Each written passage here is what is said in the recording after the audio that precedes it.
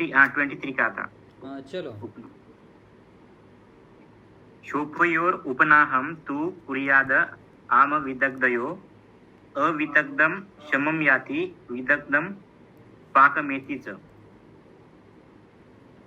पढ़ो आम पढ़ो। और विदग्ध में उपनाह करना चाहिए, इससे अविदग्ध शोध की शांति तथा विदग्ध शोध का पूर्व पाक होता है।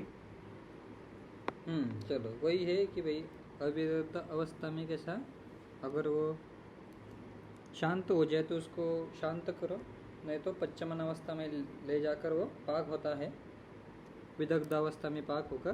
चलो इसलिए वहाँ पर कैसा करना चाहिए, उपनाह करना चाहिए, यानी कि शोभ की आम अवस्था या विदग्ध अवस्था देखकर दोनों में आप उपनाह बांध सकते हो। आम अवस्था में क्यों बांधना है, क्योंकि शोभ को आपको शांत करना है करके, या आपको पच्चवन पक्वावस्था में ले जाना हो, तो ऐसे बोल रहे कि उपनाह तुम्हें बांधना है। आम अवस्था में सबसे इम्पोर्टेंट है कि आपको उपनाह बांधना है। और बोल रहे अगर पच्चमान में है, पच्चमान में कैसे जानोगे, अभी तक पाक नहीं हुआ है, पाक यानी कि पस वगैरह कुछ पड़ा नहीं है, पक नहीं गया है, तब तक वो पच्चमान स्टेज में है, उस टाइम भी आपको उपनाह लगाना है, ऐसे कह रहे हैं। यानी कि पाक करने के लिए उसको पच्चवन अवस्था में उपनाह लगाना चाहिए, ऐसे कह रहे हैं। आगे बढ़ लो। पाचन निवर्तते न य शोको विरेकान्तेर उपक्रमे तस्य स पाचनं कुर्यात् समाहृत्य औषधानि तु दधि तक्र सुराशुक्त धान्य आम्ल योजितानि तु निग्धानि लवणीकृत्य पचेत उत्कारिका शुभम त एरंडपत्रयां शोपम नाहयत उष्णया तया। अपतर्पण से लेकर विरेचन तक की क्रियाओं से जिस शोध की शांति न हो उसको उनका पाचन मिश्रक अध्याय में निर्दिष्ट औषधियों के द्वारा करना चाहिए। दही, मट्ठा, सूरा, शुक्त और कांजी से मिला घृत तेल से स्निग्ध करके नमक डालकर सुंदर उत्कारिका पकावे। इसे एरंड पत्र के साथ गरम गरम शोध पर बांधे। बस वही है कि पाचन करना है आपको, यानी कि ऊपर के पूरे आपने उपक्रम अपतर्पण से लेकर विरेचन तक के आपने उपक्रम कर लिए, अगर उससे भी शोध की शांति नहीं हो रही तो फिर आपको पाचन करना ही शोध का। इसलिए उन्होंने एक उत्कारिका बताई जिसके अंदर दही, मट्टा, ऐसे दोष बढ़ाने वाले, ठीक है नहीं, पक्व करने वाले उष्ण से स्नेह अच्छी उत्कारिका बना, उसके ऊपर शोध के ऊपर लगा, उसके ऊपर एरंड पत्र गरम गरम लगाकर बांधना चाहिए, तो वो पक्व हो जाएगा, ऐसे बोल रहे हैं।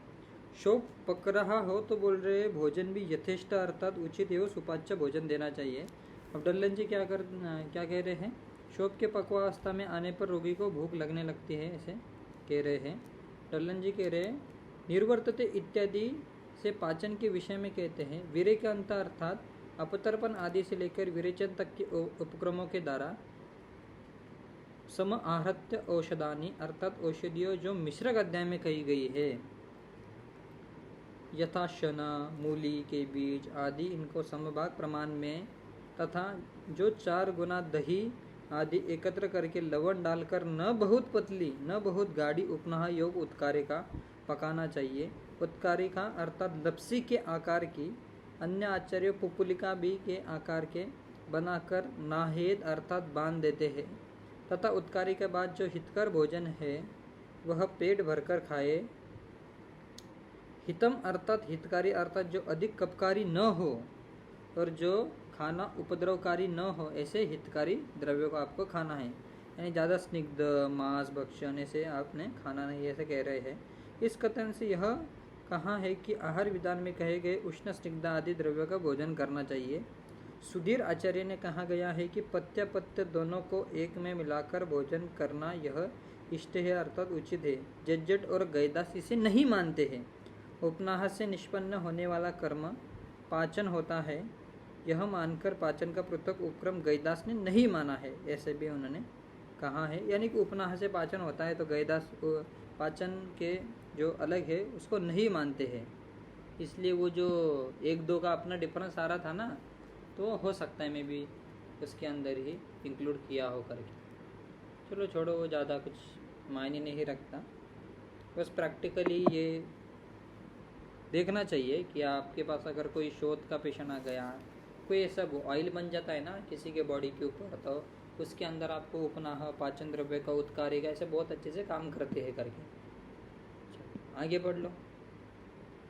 हितं संभोजनं च अपि पाकाय अभिमुखो यदि वेदना उपशमनार्थाय तथा पाकशमाय च अचिरोत्पत्तिते शोके कुर्यात् शोणितमोक्षणं स शोके कठिने शामे स रक्ते वेदनावति तन्रब्धे विषमे च अपि व्रणे विश्रावणं हितं स विषे च विशेषेण जलोको भी पदेस्ततम् विश्रावण यदि शोध पक रहा हो तो रोगी को यथेष्ट भोजन करावे। तत्काल उत्पन्न हुए शोक में वेदना की शांति तथा पाप से बचने के लिए रक्त मुक्तन करना चाहिए। शोकयुक्त कठिन श्याम अरुण वर्ण के रक्त और वेदना वाले तथा विशाल मूल वाले ऊंचे नीचे व्रण में विश्रावण हितकर होता है। विष युक्त शोध में तो विशेषकर जलोका तथा प्रच्छन्न विधि से रक्त मोक्षण करना चाहिए, जिससे वेदना शांत हो जाए और शोक पाक को प्राप्त न हो सके, ऐसे कह रहे हैं। इम्पोर्टेंट है कि शोक में उत्पन्न हो जो वेदना हो रही है, वेदना की शांति के लिए इसलिए बोलते हैं कि रक्तमोक्षण करो तो शोध के अंदर की सद्य रुजा राग शम, ऐसा एक रक्तमोक्षण का भी फलश्रुति अष्टांग हृदय में दिए है। यानी कि इंस्टेंटली पेन कम कर देता है और शोक भी कम कर देता है, ऐसा उन्होंने फलश्रुति बताई है। इसलिए इन्होंने विस्त्रावन की एक अच्छे से बताई गई है। वेदना की शांति के लिए तत्काल यानी कि उसी टाइम आप जलोका से या डायरेक्टली रक्तमोक्षण कर भी सकते हो। और बता रहे कि कैसे शोक में आपको करना है, जो कठिन है शोक, शाम कलर का यानी कि ऐसा सरक्त शाम युक्त, ऐसा थोड़ा सा ब्लैकिश टिंच वाला है क्या नहीं, लालिमा युक्त, ऐसा इम्प्लामेटरी फेज में सबसे ज़्यादा है सरक्त और वेदनावती, और पेशेंट बोल रहा है भयानक वेदना है उसके अंदर, ऐसे शोक के अंदर। और क्या बोल रहे, सरब्दे विषमे अपि यानी कि विशाल मूलमाला, ऊंचे नीचे ऐसा विषम व्रणों के अंदर क्या बोल रहे वो विश्रावण करना हितकारी होता है। और बोल रहे तो अलोका जो होती है विष के अंदर बहुत ही अच्छे प्रभाव करती है। अगर विषयुक्त व्रण से अगर कोई व्रण बना है, यानी कि कोई कुत्ते ने आपको काट लिया एक है नहीं, उससे अगर व्रण बन गया है तो वहाँ पर जलोका लगाना चाहिए। सांप ने काट लिया तो वहाँ पर भी आपको जलोका लगाना चाहिए। कोई भी किसी भी प्रकार का प्राणी हो, मच्छर हो, कोई भी अगर ऐसा कीट वगैरह कीटक का दंश हो जाता है तो वहाँ पर अगर शोथ आ जाता है तो वहाँ पर वो स्कॉर्पियन बाइट में भी आप ऐसा ये कर सकते हो। विषयुक्त व्रणों में जलोका फटाक से लेकर आपने लगा देना है और रक्तमोक्षण करना है। जितने देर में जलोका का रक्तमोक्षण हो गया उतने देर में ही उसका पेन भी कम हो जाएगा। एज इट इज़ मॉडर्न में भी वही होता है कि आप लोकल वगैरह के इंजेक्शन लगाते हो तो उसको 15-20 मिनट तो पेन कम होने में कुछ ना कुछ लगते ही, यानी पूरा पेन सबसाइड होने उतने में आपके जलोका भी काम कर देगी। इसलिए ऐसे विषयुक्त कुछ भी व्रण हो या विषयुक्त कोई भी शोथ हो तो आपको इंस्टेंटली जलोका आपके पास होनी ही चाहिए। अब अल्लन जी क्या बता रहे हैं, विस्त्रावन के विषय में वेदन इत्यादि से कहते हैं अचिरत उत्पत्तिते अर्थात तत्कालिक, यानी तत्कालिक इंस्टेंटली करना चाहिए। जलोका अथवा प्रच्छन्न से शोणित मोक्षण करना चाहिए। प्रच्छन्न भी कर सकते हो आप इसमें, यानी कि जो रक्त मोक्षण के डिफरेंट टाइप्स होता है, जलोका, प्रच्छन्न, शिरावेद, ऐसे व्रण में भी जैसे शोणित श्रावणीय होता है उसे सशोभ इत्यादि से कहते हैं। धामे अर्थात कृष्ण अरुण वर्ण का, सरक्त अर्थात रक्त वर्ण का, वेदनावती अर्थात वेदना युक्त, सरब्द अर्थात विशाल मूल वाला, यानी कि उसका जो मूल है एकदम बेस जो है अच्छा खासा डीप सीटेड है, ऐसे में आपको कर सकते हैं। विषम अर्थात ऊंचा नीचा, ऐसे इरेगुलर उसके शेप्स हो या एजेस हो उसके अंदर भी जलों का बहुत अच्छे काम करते हैं। विशेषण अर्थात अतिशय से, सविषय अर्थात सविष होने पर विशेष रूप से जलोका के द्वारा रक्तावसेचन करना चाहिए, ऐसे कह रहे हैं। इम्पोर्टेंट है ये, याद रखना इसको कि कहाँ ये तो प्रैक्टिकली है कि आपको कैसे शोथ में आपको रक्तमोक्षण करना। यही लाइन उठाएंगे, सशोपी कठिने धामे सरक्त वेदनावती, क्या करना चाहिए। तो ये इजीली इसमें कुछ वेदनावती इम्पोर्टेंट है।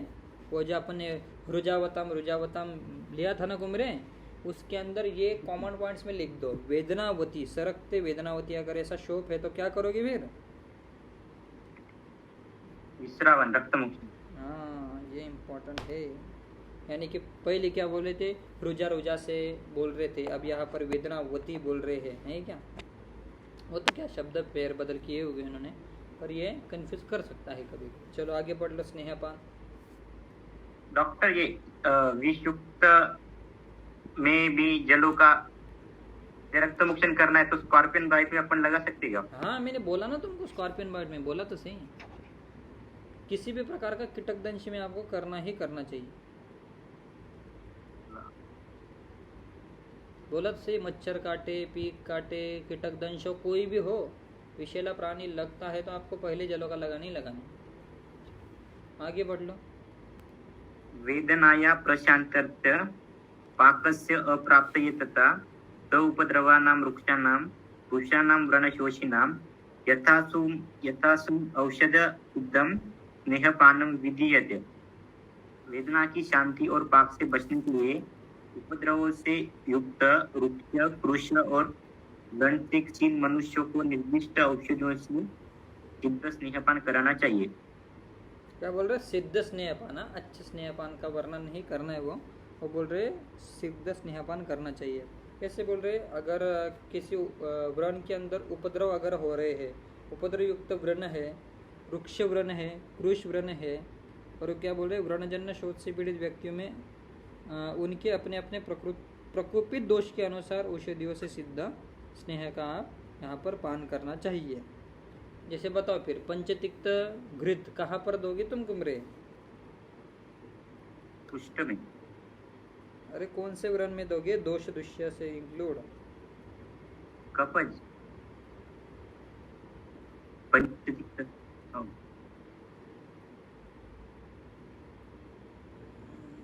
हाँ कवच में दे सकते हो आप। पित्त कवच अगर कंडीशन हो तो उसके अंदर आप अच्छे से दे सकते हो। वातज वात पित्तज अगर हो व्रण तो क्या दोगे फिर उसमें स्नेहपान? घृत। तो कौन सा घृत दोगे?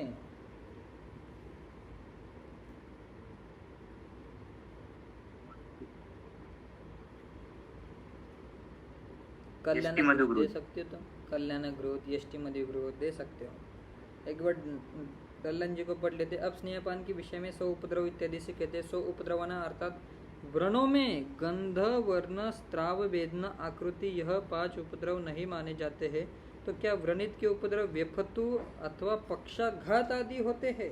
यानी कि दो उन्होंने व्रण के उपद्रव, व्रणित के उपद्रव से दो माने हैं ना, तो क्वेश्चन मार्क हो गया भाई साहब, किस उपद्रव के बारे में तुम बात कर रहे हो? अब व्रण शोषणम अर्थात व्रण होने के कारण जो क्षीणता आई है, यथा स्व औषधि, जिस दोष की जो औषधि होती है उस दोष की शामक औषधियों से सिद्ध स्नेह का पान करना चाहिए, ऐसा बोल रहे। यानी कि वो बोल रहे व्रण शोषणम, यानी व्रण के कारण अगर कोई पुरुष तुम्हारा शोषी हो जाता है, क्रूश हो जाता है, उसका व्रण भी क्रूश हो जाता है, तो उसी के अंदर आपको स्नेहपान करना चाहिए, ऐसे वो कह रहे हैं।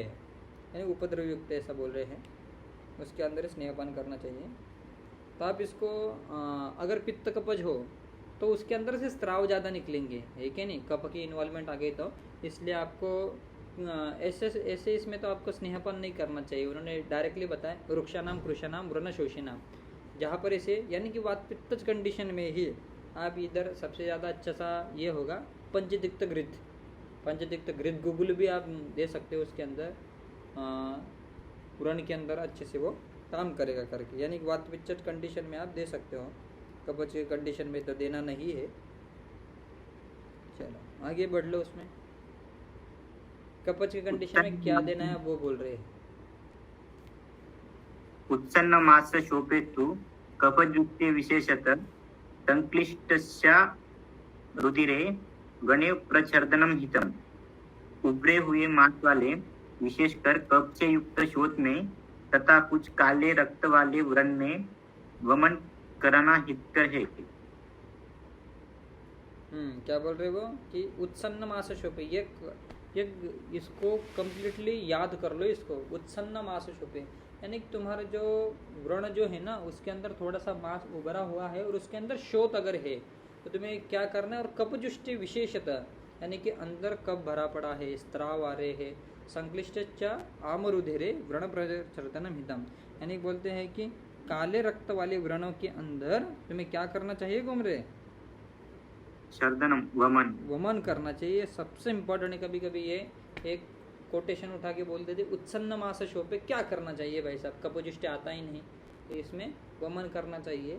और किसी भी व्रण के अंदर अगर देखो एक पेशेंट आ गया आपके पास, क्रोनिक सेलुलाइटिस का पेशेंट आ गया, उसका पैर के अंदर शोथ ज़्यादा है, उत्सन्न मास भी है, यानी कि होता भी है, और व्रण भी हो गए हैं उस क्रोनिक सेलुलाइटिस के कारण, तो क्या करना चाहिए तुम्हें गुमरे?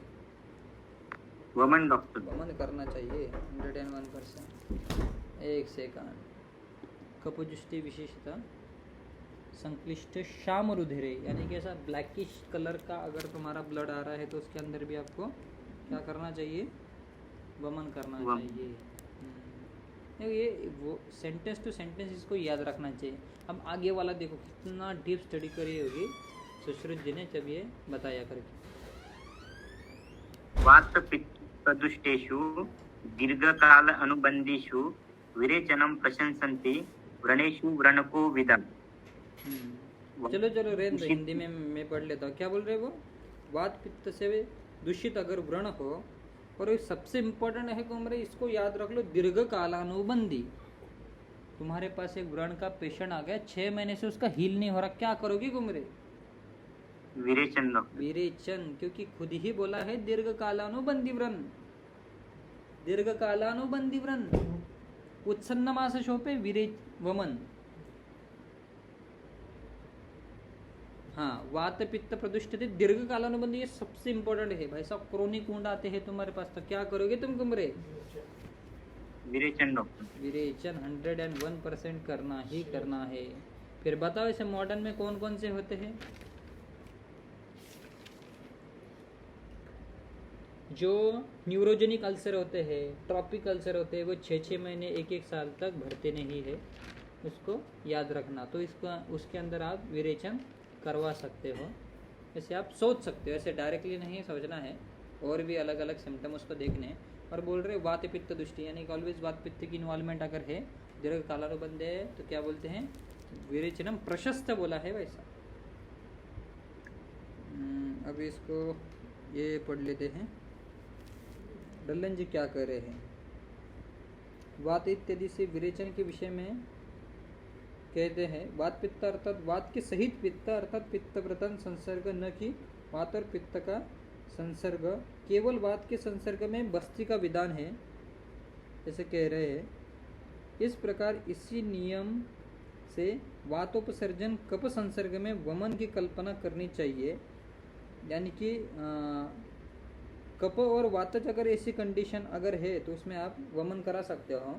और वात पित्त अगर एक साथ, यानी पित्त प्रदाने पर वात अनुबंधी है, तब भी आपको विरेचन कराना है। और वात अगर है, सिर्फ वातज व्रण अगर है, तो उसके अंदर बस्ती देनी है, ये कह रहे हैं। इन स्नेहादि तीनों में स्नेह, वमन, विरेचन, इन स्नेहादि तीनों में स्नेह, वमन, विरेचन, शोभ, तीनों में शोभ जहाँ कहीं नहीं कहा गया है, वहाँ भी शोभ का अधिकार होने के कारण शोभ की विशिष्ट अवस्था में स्नेह आदि तीनों उपक्रमों में जानने चाहिए। व्रण क्रोविद अर्थात व्रण चिकित्सा में जो पंडित है उन्होंने ही विरेचन करवाना चाहिए, ऐसा नहीं वैसे सब लोग ही करा रहे हैं वैसा। हाँ, चलो आगे बढ़ लो। छेदन।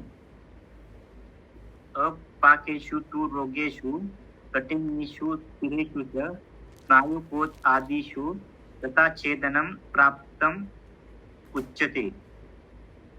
जिस रोग व्रण में पाक न हो, मेद, कफ, ग्रंथि, मांसखंड आदि, अथवा जिसमें उल्फपाक हो, कड़ा हो, अचल हो तथा स्नायु, कीड़ा, धमनी आदि के कोद तड़न में छेदन करना चाहिए। क्या बोल रहे वो कि भाई सब छेदन कहाँ पर तुमको छेद देना है? अपाकेशु अर्थात व्रण जिसमें पाक अभी दिखाई नहीं पड़ रहा हो, ऐसे मेदोज ग्रंथि, कपज ग्रंथि, मांसकंदी अथवा इशत पाक वाले वल्मीक आदि में, यानी कि कह रहे हैं अपाकेशु जिसमें पाक ही नहीं हो रहा वैसा, तुम्हारे 6 महीने हो गए, लाइपोमा है तुम्हारा 6 महीना हो गया, वैसा उसमें पाक ही नहीं हो रहा है। कपज ग्रंथि है, कुछ मांस का कंद है कि नहीं, उसमें पाक ही नहीं हो रहा, कठिन है, स्थिर है, वैसा सालों साल चल रही है, उसमें ही आपको क्या करना है? छेदन करो भाई सब, निकाल लो लाइपोमा। इसलिए उन्होंने नीचे डल्लन जी की टीका में अच्छे से बताया गया है। स्नायु में कोत उत्पन्न होने पर इन्हें छेदन कर्म द्वारा ठीक करना चाहिए। ये भी इम्पोर्टेंट बताए हैं। अगर कोई एब्सेस बन गया है, ठीक है नहीं, कोई सड़ रहा है अंदर का स्नायु, तो आपको फटाक से छेदन करके अंदर का पूरा स्त्राव वगैरह बाहर निकलना चाहिए, ऐसे कह रहे हैं। अपाकेशु से आपको वो तो बोल रहे हैं कि भाई साहब ये तो पढ़ लिया अपन ने, शोभ जिसमें पाक नहीं हो रहा, मेदुज ग्रंथि, कपज ग्रंथि, मांस ग्रंथि, ईशत पाक वाले वल्मीक। यहाँ न शब्द के दो अर्थ होते हैं, नहीं और ईशत। गैदासाचार्य तो अपाकवत्सु पाठ मानते हैं, इसमें भी वही अर्थ है। जज्जत उस पाठ को साधु ठीक नहीं मानते। कठिनेशु अर्थात दृढ़, स्थिरेशु अर्थात अचल, फिक्स तथा स्नायु कोद आदि में छेदन कर्म करना चाहिए। यहाँ आदि शब्द से शीरा धमनी आदि को भी ग्रहण करना चाहिए। यानी कि स्नायु कोद आदि जो है ना, आदि शब्द जो दिया है उसके अंदर आपको क्या करना चाहिए, शीरा धमनी को भी इंक्लूड करना चाहिए, ग्रहण करते हैं। प्राप्तार्थात युक्त छेदन को उचित माना जाता है, वही छेदन गए। इम्पोर्टेंट ये याद रखना है। अपाकेशु रोगीशु कठिनेशु स्थिरेशु च। पीछे वाले जो नहीं क्या, रुजाता नाम दारू नाम कठिना नाम, एक है नहीं, ऐसा कंपेयर करते करते इसको याद कर लेना कि भाई सब वो स्वेदन था, यहाँ पर छेदन है करके। कंफ्यूज करते हैं बाद में। चलो आगे पढ़ लो। भेदन कहाँ करना है डॉक्टर? अपाकेशु मतलब अपाक और अविदग्ध, इसमें फर्क कैसे समझना है अपने को? मतलब पाक और विदग्ध वाली यानी कि अविदग्ध में भी तो वही आम अवस्था ही तो हो गई, वो अपाकी हो गए वो तो। हाँ, अविदग्ध मतलब विदग्धता को प्राप्त नहीं हुआ, मतलब आम अवस्था में, यानी कि अपाक अवस्था में ही पाक ही नहीं हुआ। सेम ही तो है दोनों अवस्था। हाँ, विदग्ध बोलोगे तो वो भाई साहब उधर इम्प्लीमेंटरी के अंदर चेंजेस जाएंगे। अभी ये जो पाचन उपक्रम करना था ना अपने को, हाँ, उपना उसमें अविदग्ध को विदग्ध करना है, ऐसा कुछ था ना? नहीं, आम अवस्था में अगर शोथ है, ठीक है नहीं, आम अवस्था हाँ। में अगर शोथ है, यानी कि तुम्हारा वात पित्त का शोथ था, ठीक है नहीं, तो उसके अंदर क्या करना है, आम अवस्था में है तो आप पहले उपनाह लगा कर देखो। अब देखो तुम बोल रहे कि नहीं अपाकेशु कठिन स्थिरेशु, यहाँ पर स्थिर नहीं ना उपनाह के अंदर। अब इमीडिएटली चलो तुम्हारे पास लाइपोमा का पेशेंट भी आ गया, कठिन है स्थिर है, तुमने क्या लगाया, उपनाह लगा भी दिया, पर वो विदग्धता को प्राप्त हो रहा है क्या? वो नहीं हो रहा ना। ऐसे कंडीशन में बोला है उन्होंने कि भाई सब जो अपाकी है, यानी कि पाक हो ही नहीं रहा उसका, तुमने उपनाह भी लगा दिया, तुमने 1 साल तक रुक भी गए, 6 महीने तक रुक भी गए, तुमने पाचन द्रव्य भी लगाया, अब पाक ही नहीं हो रहा है वो। ऐसा अपाक्य शु बोला है उसने। शु मतलब अनेक वचन आ गए इसमें, बहुत सारी ट्रीटमेंट करके अपाकी रह रहा है, कठिन है, स्थिरेशु है, तो क्या करना है तुम्हें, छेदन करना है। आप समझे? चलो काट ही देना। आगे अंतपुयेषु अवक्त्रेषु तथैव उत्संगवत् अपि गतिमत्तु च रोगेषु भेदनं प्राप्तुमिच्छति।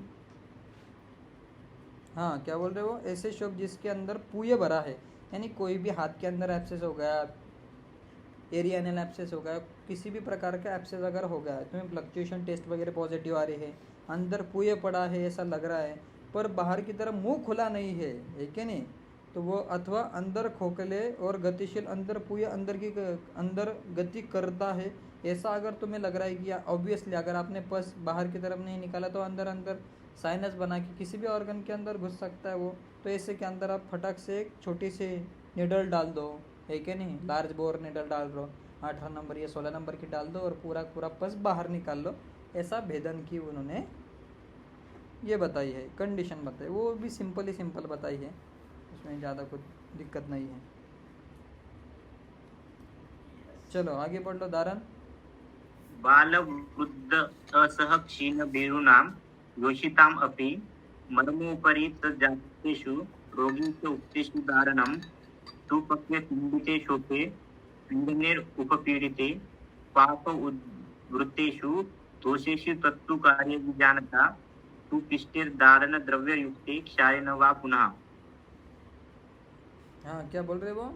अब कोई बच्चा आ गया हमारे पास, है कि नहीं? अब बोलते हैं ना, भाई साहब काश्यप जी ने ही बहुत सारा बच्चों का गुणगान किया है। काश्यप के बालरोग तंत्र बोलते, बालरोग तंत्र बोलते, और बोलते भाई साहब सुश्रुत जी ने, चरक जी ने कुछ नहीं बोला। देखो, उन्होंने अलग से ऐसा बालकों का ग्रंथ नहीं लिखा, उसी टाइम में उन्होंने शल्य कैसे करना है बच्चों में वो भी लिख दिया।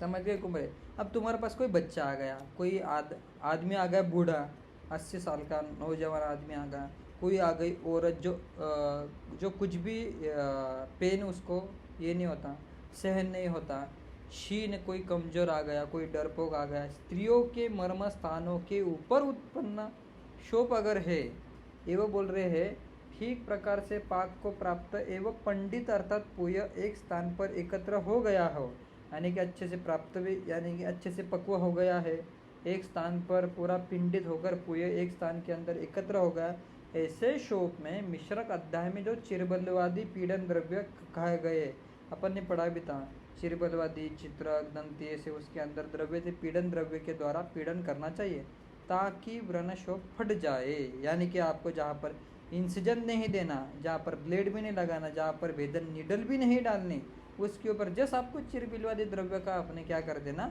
लेपन कर देना। तब क्या हो जाएगा, वो वर्ण शोक क्या हो जाएगा, पीड़न द्रव्य से फट जाएगा। दोष के त्वचा में आ जाने पर दारण द्रव्य को भली प्रकार पीस कर, यानी कि ऐसा पीड़न द्रव्य से क्या हो जाएगा, पूरा अंदर के जो दोष है त्वचा तक, स्किन तक आ जाएंगे। और आगे बोल रहे हैं ऐसे दोष आने के उपरांत, दोषों के त्वचा में आ जाने पर दारण द्रव्य को भली प्रकार पीस कर इनका भी लेप लगाते। दारण द्रव्य का आपको जैसे शार वगैरह जो है, शोक को घोड़े अथवा शार का प्रयोग से धारण करा, ऐसे बोल रहे शार लगाना है आपको, प्रतिसारणी शार, तो उससे धारण हो जाता है। और वो जो शोप है वो बिना नीडल के, बिना तुम्हारे किसी चीज़ के अपने आप फट जाएगा। और ये जो बच्चे हैं, बूढ़े हैं, विदाउट ऑपरेशन के भी इनके आप शोथ हो गए, एब्सेस हो गए, सब कुछ ठीक कर सकते। बाल इत्यादि से धारण कह रहे हैं पीड़ने अर्थात पीड़न द्रव्य से, पाकत धृतेशु अर्थात उत्तान तोकगत दोषों में मिश्रक अध्याय में कहे गए धारण द्रव्य यथा चिरबिलवादी, शारीन अर्थात प्रतिशारणी शार यथा यव शार से धारण करना चाहिए। सीधा सीधा उन्होंने डायरेक्ट शार ही बता दिए, यव शार से आपने धारण करना चाहिए। अन्याचारिक मत से यव शार से प्रतिसारण भी करना चाहिए, ऐसे भी वो कह रहे हैं। चलो आगे पढ़ लो, लेखन पढ़ लो।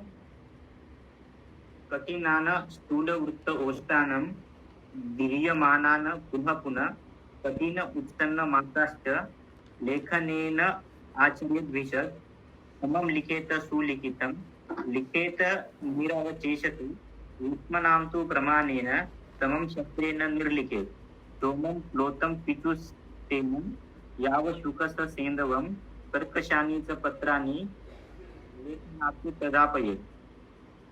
कठिन, मोटे और गोल किनारे वाले, बार बार फूटने वाले तथा कड़े एवं उन्नत मांस वाले व्रण में वैद्य को लेखन करना चाहिए।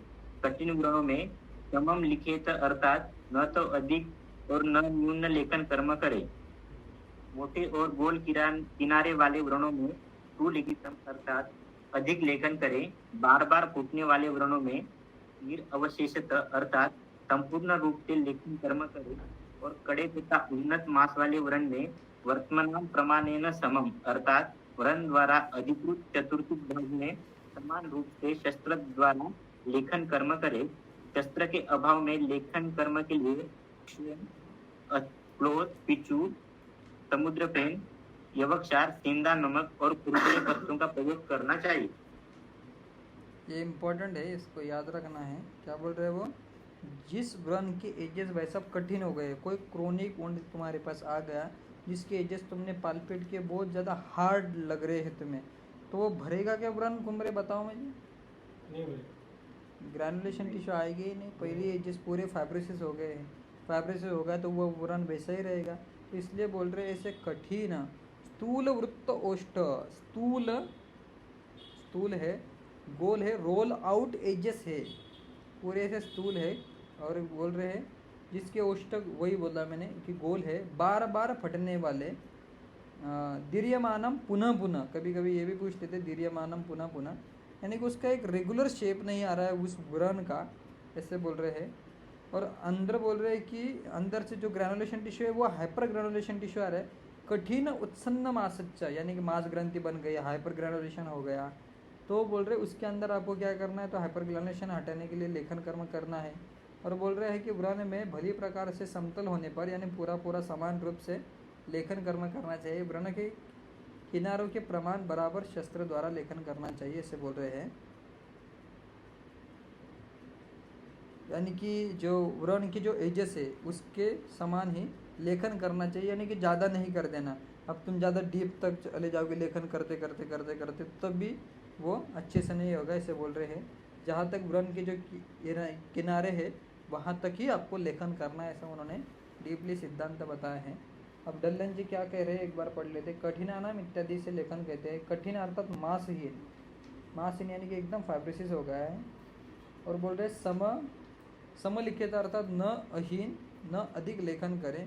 स्थूल वृत्त ओष्ठ वाले व्रणों को सुलिखित अर्थात अतिशय लेखन करना चाहिए, यानी जिसके अंदर वैसा बहुत ज़्यादा हार्ड हो गया, रोल आउट एजेस हो गए, उसको ज़्यादा लेखन करना चाहिए, ऐसे वो बोल रहे हैं।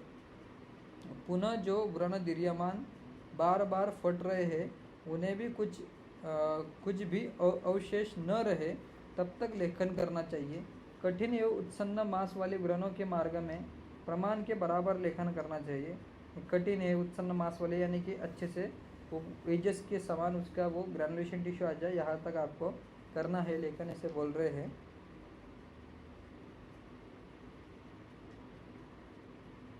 ये पढ़ लो, ये इम्पोर्टेंट यहाँ पर डल्लन की जो टीका है ना वो, यानी कि कठिन और उत्सन्न मास वाले में कैसे करना है करके आगे बढ़ रहे हैं। श्री सुधीर जज्जट अथवा तथा ब्रह्मदेव आदि इस विषय के 4 विषय कहते हैं। कठिना नाम, स्थूल उरुष्टा नाम, दीर्यमानम पुनः पुनः, कठिन उत्सन्न मास। अपर आचार्य समलिखित इत्यादि के अन्नावस्था व्याख्या करते हैं। कठिना नाम स्थूल उरुष्टा नाम में जिस प्रकार से सुलिखित हो जाते हैं इसी प्रकार लेखन करना चाहिए। समम अर्थात सुलिखित के लक्षण जिसमें दिखाई पड़ने लगे। निर्लिखित अर्थात बार बार लेखन करना। यह कथन बहुशः लेखन क्रिया में शस्त्रावचरण सूचित करता है। यहाँ व्रण वर्तम शब्द से व्रणगत 4 पार्श्व कहने चाहिए, ऐसा कह रहे हैं। शस्त्रे न निर्लिखित अर्थात शस्त्र से पूर्ण रूप लेखन करना चाहिए, कुछ शेष न रहे कि वो जीवा या शेपाली आदि पत्र से लेखन करे, ऐसे बोल रहे हैं। अगर तुम्हारे पास लेखन करने के लिए कोई इंस्ट्रूमेंट नहीं है तो आप सादे गॉसपिस से भी कर सकते हैं, इसलिए इन्होंने शोक बोला। अतिशी वस्त्र से भी कर सकते हो जो कि उष्ण होता है। क्लोथ से भी आप कर सकते हो, क्लोथ अर्थात कपड़ा ऐसे बोल रहे हैं वो। पीछू से भी बोलते हैं, कार्पास के से रुई से जो बना हुआ पीछू रहता है। रुई का टुकड़ा, फेन अर्थात समुद्र फेन मार्केट में मिल जाता है, वो भी अच्छा खासा वृक्ष होता है और हार्ड होता है, तो उससे भी आप अच्छे खासे ये कर सकते हो, लेखन कर सकते हो। याव शोक अर्थात यव क्षार से भी आप कर सकते हो। इन सभी का लेखन में प्रयोग करना चाहिए, ऐसे कह रहे हैं। पूछ लेते हैं कभी कभार, इसको याद रखना चाहिए। सेंदव, यवक्षार, कर्कश पत्र का किस में यूज़ करना चाहिए करके लेखन में यूज़ करना। ठीक है, आज के लिए इतना ही। कल पे भी कल ही देखेंगे।